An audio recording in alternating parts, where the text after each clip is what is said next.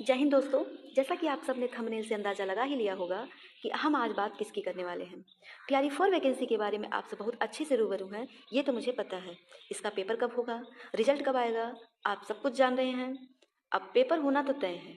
बस दुख इस बात का है कि इस बार पीआरटी में जो वैकेंसी आने वाली है, शायद पहले की तुलना में इस बार कुछ कम देखने को मिले। लेकिन क्या हुआ, आपको तो बस एक सीट चाहिए और अब इस एक सीट के लिए आपको जी जान लगाना होगा। ये आपका एक अंतिम प्रयास शायद पहले प्रयास से कुछ ज़्यादा ही वैल्यूएबल होगी। इसलिए बिना समय गंवाए अपनी पढ़ाई जारी रखें, क्योंकि इस बार ये कंपटीशन कुछ हद तक तो हार्ड होने वाला है। अब हार्ड का मतलब ये बिल्कुल भी नहीं है कि आप डर जैसा महसूस करें, लेकिन हाँ, अदर स्टेट गर्ल्स के लिए ये तो रहेगा। इसलिए अभी से लग जाएं, क्योंकि अगर जिद है, जुनून है, तो नहीं मायने रखती कम वैकेंसी, कम सीटें या फिर टफ कॉम्पिटिशन। अब बात कर लेते हैं कुछ पॉइंट्स की। First of all, books. ये किताबें ना बहुत ही खूबसूरत होती हैं, बस डिपेंड करता है पढ़ने वाले के ऊपर। पता लगा जिसने जो बताया आप वही सारी बुक मार्केट से उठा लिए, लेकिन आपसे कंप्लीट नहीं हो पाया। प्लीज़ ऐसी गलती बिल्कुल ना करें। 1000 किताबें रखने से अच्छा आप एक किताबें रखें। एक ही किताब को मैक्सिमम जितनी बार हो सके उतनी बार रिवीजन करें, क्योंकि किताबें तो सारी ही अच्छी होती हैं, ये तो आपको भी पता है, लेकिन सभी हम पढ़ नहीं सकते। इसलिए ज़्यादा से ज़्यादा रिवीजन के लिए कुछ सॉलिड कंटेंट ही रखें, उसी का रिवीजन करें, मैक्सिमम जितनी बार हो सके प्रैक्टिस करें, क्योंकि आपको इस रिवीजन से बहुत ही ज़्यादा लाभ होने वाला है। मुझे जहाँ तक लगता है इस एग्ज़ाम में सबसे बड़ा पॉइंट्स बस यही होगा कि जिसने भी हद से ज़्यादा रिवीजन कर रखा होगा, सिलेक्शन भी उसी का होगा, क्योंकि अभी तक आप अपनी किताबें ही तो पढ़ रहे थे। अब बारी है उसे धार लगाने की, रिवीजन करने की। और इसके साथ ही साथ आप बीपीएससी घटना चक्र के साथ साथ जितने भी टीआरई एग्ज़ाम में क्वेश्चंस आए हैं, उसके भी क्वेश्चन को आप सॉल्व करते रहें। लेकिन इसके अलावा भी ज़रूरी है न्यू क्वेश्चंस देखने की। अब न्यू क्वेश्चंस आप कहाँ से देख सकते हैं, ये भी तो ज़रूरी हो जाता है। मैंने भी जब इस एग्ज़ाम की तैयारी करी थी तो हमने भी क्वेश्चन प्रैक्टिस की थी। एक ऑथेंटिक प्लेटफॉर्म की बात करें तो मैं सीरियसली बता रही हूँ कि मैंने खुद टेक्स्ट बुक से ही क्वेश्चन प्रैक्टिस किया था।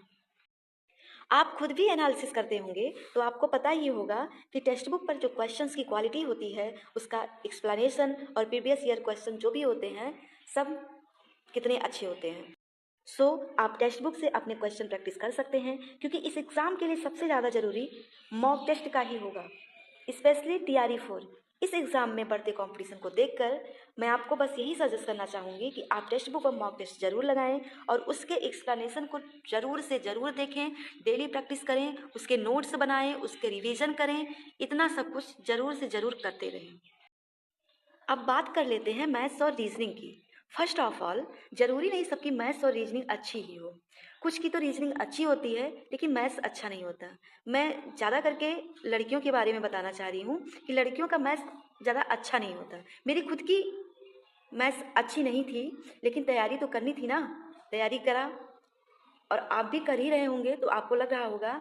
तो इसके लिए मैं आपको सजेस्ट करना चाहूँगी कि आप यूट्यूब पर किसी भी एक चैनल को आप फॉलो कर लें, ओनली मैथ्स और रीजनिंग के लिए।